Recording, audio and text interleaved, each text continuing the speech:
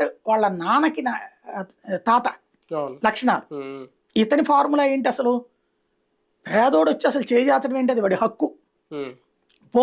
ఉమ్, ఇప్పుడు దీంట్లో మనం ఈ మాటలు అంటున్నప్పుడు ఏదో కూర్చుని ఉమ్, రాళ్ళేసేవాడు వేరు.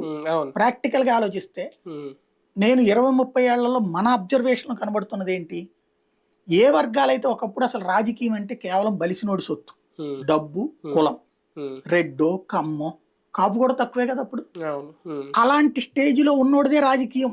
ఉమ్, ఎస్సీ ఎస్టీ రిజర్వ్డ్ కాబట్టి అక్కడ అది కూడా ఈ డబ్బులు ఉన్నటువంటి వాడు ఎవరినో తీసుకొచ్చి పెడితే ఉమ్, ఉండటమే ఉమ్, అప్పుడు. ఉమ్, బట్ కంటిన్యూ రిజర్వేషన్ ఫలితం ఏమైందండి? ఇవాళ ఎస్సీ ఎస్టీలో బలమైన నాయకులు తయారు కాలేదా? ఉమ్, బీసీల్లో బలమైన నాయకులు ములాయంలు లాలూలు తయారు కాలేదా? అవును. మీరు చూస్తూ ఉండండి. ఇవాళ రోజున పల్లెల్లో ఇదివరకు ఆ ఊరు తెలుగుదేశం ఉన్నప్పుడు లేకపోతే అప్పట్లో కాంగ్రెస్ ఉన్నప్పుడు ఉమ్, ఆ ఊరు రెడ్డో ఆ ఊరు చౌదరో డామినేషన్ ఉండేది, ఉమ్, లేదా ఆ ఊరు నాయుడు.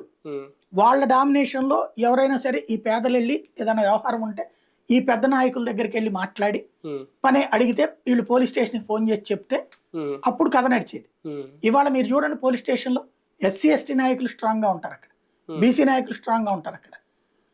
ఇది జగన్ ఫార్ములా. ఉమ్, పల్లె ప్రాంతపు రూపు మారుతోంది. ఉమ్, మీకు ఎప్పుడైతే ఒక నాకు ధైర్యం ఉంది అనుకున్నప్పుడు ఫస్ట్ ఇదేంటంటే కోరికలు అనంతాలు, ఉమ్, కోరికలు అపరిమితాలు. ఒక కోరిక తర్వాత ఒక కోరిక పుడుతుంది. ఉమ్, ముందు నాకు బీసీకి సీటు కావాలి, రిజర్వేషన్ లేదే మనకి, ఉమ్, స్థానిక సంస్థలో ఉంది కానీ దీనికి లేదే ఉమ్. అనుకున్నటువంటి బీసీకి ఆ తర్వాత